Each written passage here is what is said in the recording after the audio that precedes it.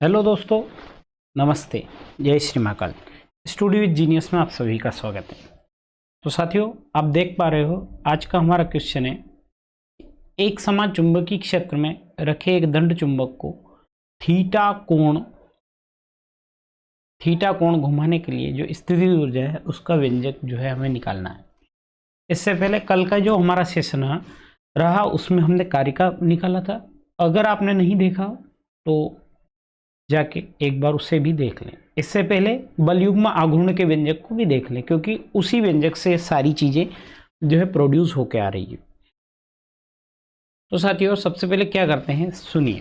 पहली बात, स्थितिज ऊर्जा किसे कहते हैं ना, इसकी स्थितिज ऊर्जा। तो इसकी जो स्थितिज ऊर्जा होती है वो वह ऊर्जा है जो इसकी मानक स्थिति से या इसकी मानक स्थिति से वर्तमान स्थिति में, है ना।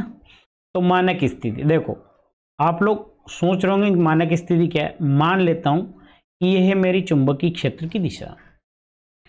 तो जब मैंने बलयुग्म आघूर्ण निकाला था, तो जब मैंने आप लोगों को बताया था बलयुग्म आघूर्ण में कि एक चुंबक, क्या बताया था हमने, बताया था कि जब एक चुंबक इसके 90 डिग्री रहती है तो क्या होता, मैक्सिमम बलयुग्म आघूर्ण रहता है। जब यही चुंबक जो ये चुंबक मैंने बनाई है, ये चुंबक अगर परपेंडिकुलर की जगह पैरेलल हो जाती है, मान लो ये दिशा है चुंबकीय क्षेत्र की, तो क्या होगा, इस पर कोई बलयुग्म आघूर्ण कार्य नहीं करेगा। तो आप लोगों को क्लियर आ गया होगा कि हम क्या करेंगे, किसी भी चीज को उसके मैक्सिमा से, क्या होता है, उसके मैक्सिमा से 90 डिग्री से क्या करें, हम थीटा एंगल तक ले जाएंगे। किसी का वर्क अगर मैक्सिमम है, मतलब कि देखो अगर आप यहां पर खड़े हो, आपको इधर कोई पलटाए तो आपको अब इधर जाने में ज्यादा विरोध करेंगे, और कोई अगर आपको इधर पलटाता है तो आप क्या करोगे, कम विरोध करोगे। क्या करोगे, कम विरोध करोगे। तो हम क्या कहेंगे कि जो ज्यादा विरोध है उसको निकाल लिया जाए, तो कम विरोध का डेरिवेशन तो अपने आप ही आ जाएगा। तो क्या करते हैं हम, मानक स्थिति क्या होती, मतलब उसके 90 डिग्री रखी चीज को घुमाइए, तो जो ऊर्जा होगी वो क्या होगी, स्थितिज ऊर्जा होगी, है ना। तो सबसे पहले मैं आप लोगों को बता देना चाहता हूं कि हम किस तरह से करेंगे ये। अगर आप मेरे पढ़ाने का स्टाइल ऐसा है कि मैं क्या करता हूं, पहले डेरिवेशन समझा देता हूं, फिर बाय डिटेल में उसको लिख लेंगे।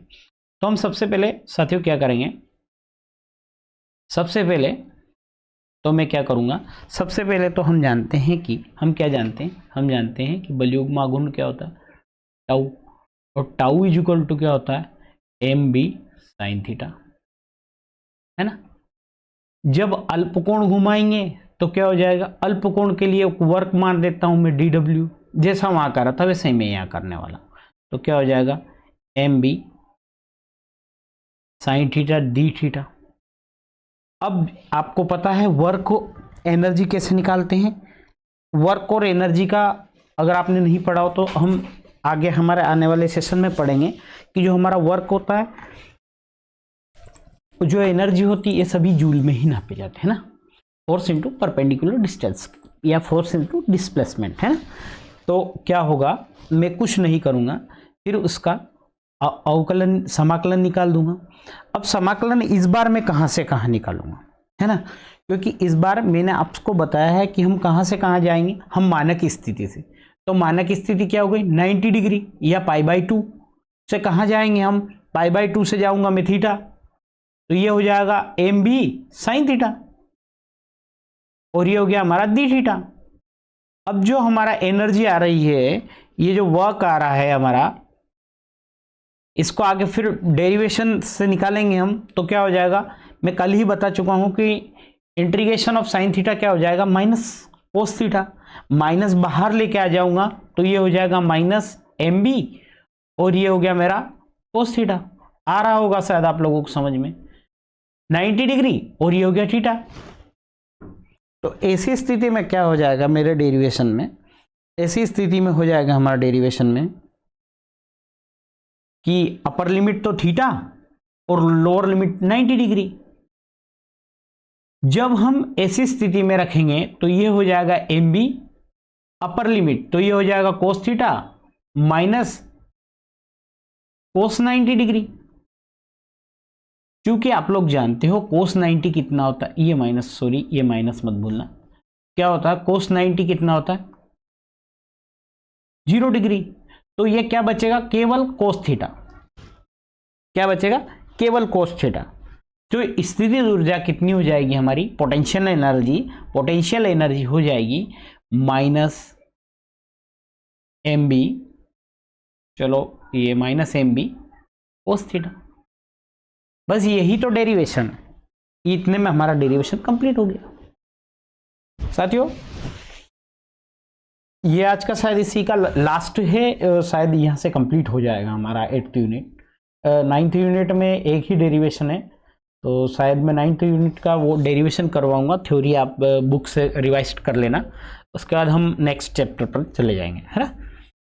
और तो देखिए अब हम जो है प्रॉपर वे में करता हूँ, मैं ये रहने देता हूँ, तो ये तो रहेगा, तो हम प्रॉपर वे में करते हैं, तो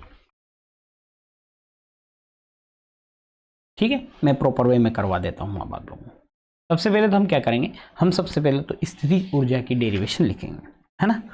तो क्या लिखेंगे, स्थितिज ऊर्जा का डेरिवेशन किस तरह से लिखेंगे देखना, लिखिएगा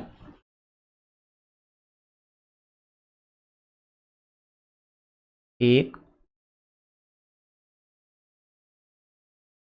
समान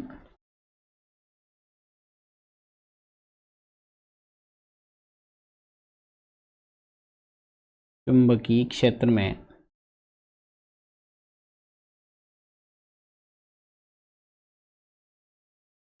रखे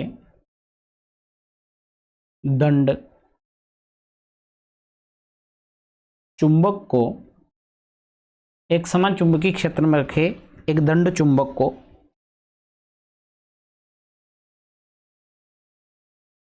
उसकी मानक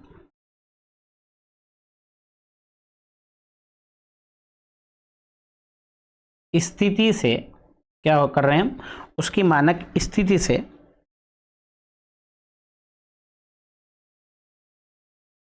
वर्तमान स्थिति तक लाने में किए गए कार्य को ही क्या कहते हैं, हम किए गए कार्य को ही हम क्या कहेंगे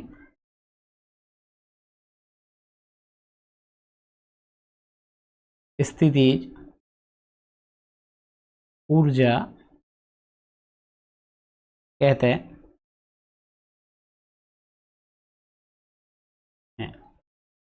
ठीक है क्या कहेंगे स्थितिज ऊर्जा कहते हैं।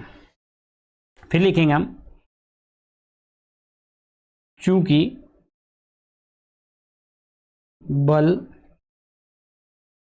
युग्म आघूर्ण से हम जानते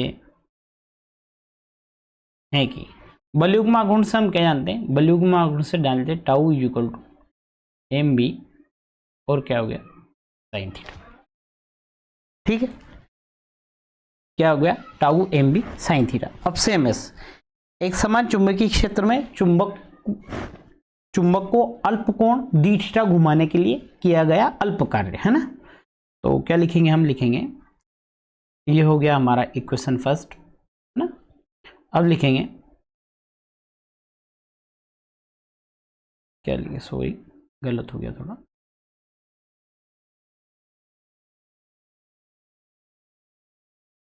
ठीक है अब हो जाए, लिखेंगे हम एक समान चुंबकीय क्षेत्र में रखे दंड चुंबक को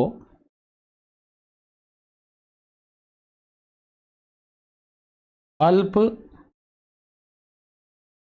कोण डी थीटा घुमाने के लिए किया गया कार्य। कौन सा कार्य किया गया? कार्य किया गया D W is equal to tau into D theta. अब हम क्या कर रहे हैं? हम कर रहे हैं समीकरण 1 से। समीकरण 1 से टाउ का मान रखने पर, जब हम समीकरण 1 से टाउ का मान रखेंगे तो d W is equal to क्या हो जाएगा? टाउ क्या हो जाएगा? D W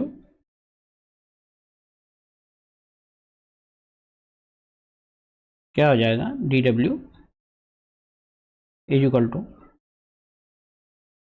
M B sine theta D theta. यहां तक आप लोगों को क्लियर हो गया होगा। इसे नाम दे दिया मैंने इक्वेशन सेकंड। यहां तक किसी को कोई डाउट मेरे हिसाब से नहीं रहा होगा।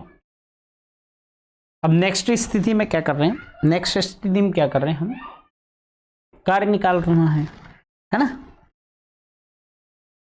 ठीक है, तो हम क्या करेंगे? क्योंकि चुंबक को उसकी मानक स्थिति 90 डिग्री या क्या कहेंगे π/2 से कहां पर? से थीटा तक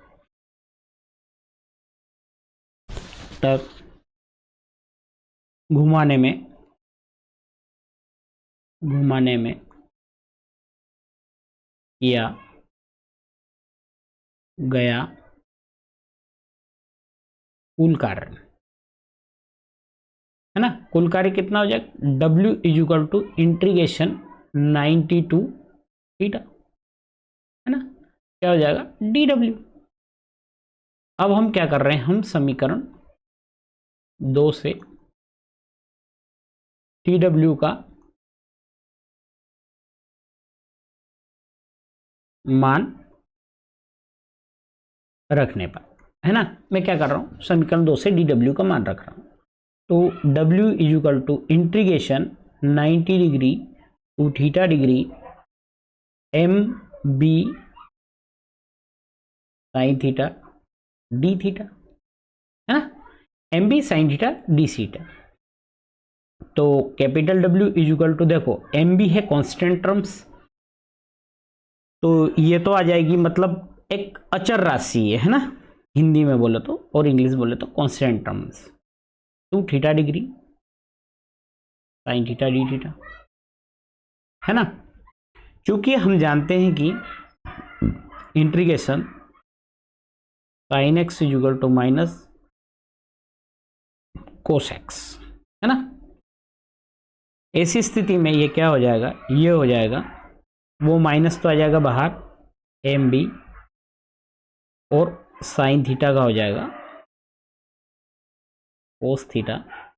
ये हो गया हमारा 90 डिग्री और ये हो गया थीटा। अब आ गई हमारे पास लोअर लिमिट और अपर लिमिट दोनों, है ना? अब हम आगे जाते हैं।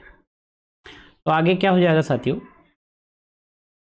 अब हम कुछ नहीं कर रहे हैं, अब हम आगे करेंगे वैल्यू पुटअप, है ना? क्या करना है हमें? वैल्यू पुटअप करना है। तो करेंगे तो कर रहे हैं, तो क्या हो जाएगा? ये इक्वल टू MB जो बाहर था वो सेम एस, है ना? जो हमारा कोस थीटा था, तो अपर लिमिट तो cos theta minus lower limit हो गई, सॉरी ये माइनस इंटू कोस 90 डिग्री, चूंकि हम जानते हैं कि हम क्या जानते हैं, कोस 90 डिग्री इज इक्वल टू क्या होता है, 0, है ना। तो ये क्या हो जाएगा, ये हो जाएगा साथी, ये हो जाएगा माइनस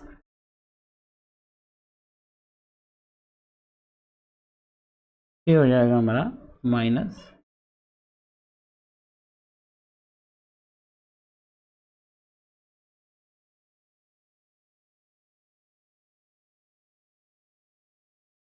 सॉरी साथियों फॉर डिस्टरबेंस, ये हो जाएगा हमारा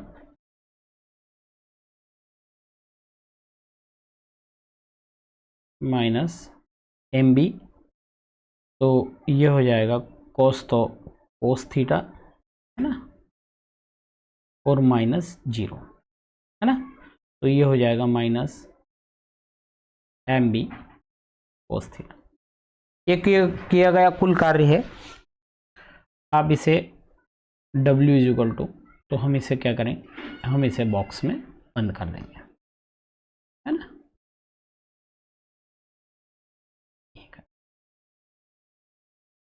ओके, अब हम इसके बारे में लिख लेंगे कि ये क्या है, क्या प्रूव करा हमने, है ना। तो लिखते हैं, ठीक है, स्थिति ऊर्जा is equal to minus M b cos theta, है ना। लिख लेंगे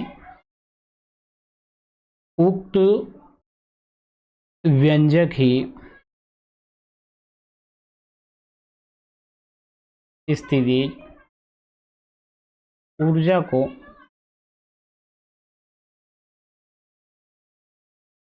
प्रदर्शित करता है ना।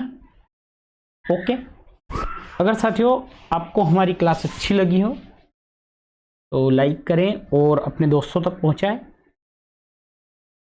जो है अब हमारा जो चैप्टर है, जो 8वां चैप्टर है वो खत्म हो चुका है ना। अब इसके आगे की रूपरेखा आप लोगों को मैं बता देता हूं, इसके बाद हम क्या करेंगे। इसके बाद मैं आप लोगों को 9th चैप्टर स्टार्ट करूंगा, है ना। 9th चैप्टर, 9th चैप्टर में एक ही डेरिवेशन है, वो कंप्लीट हो जाएगा। उसके बाद हम 10th प्रोसीड करते रहेंगे, है ना। 10th को प्रोसीड करेंगे। आपको हमारी क्लास अच्छी लगी हो तो लाइक शेयर सब्सक्राइब करें, और आप सभी का धन्यवाद। साथ ही जय श्री महाकाल। धन्यवाद साथियों, थैंक यू।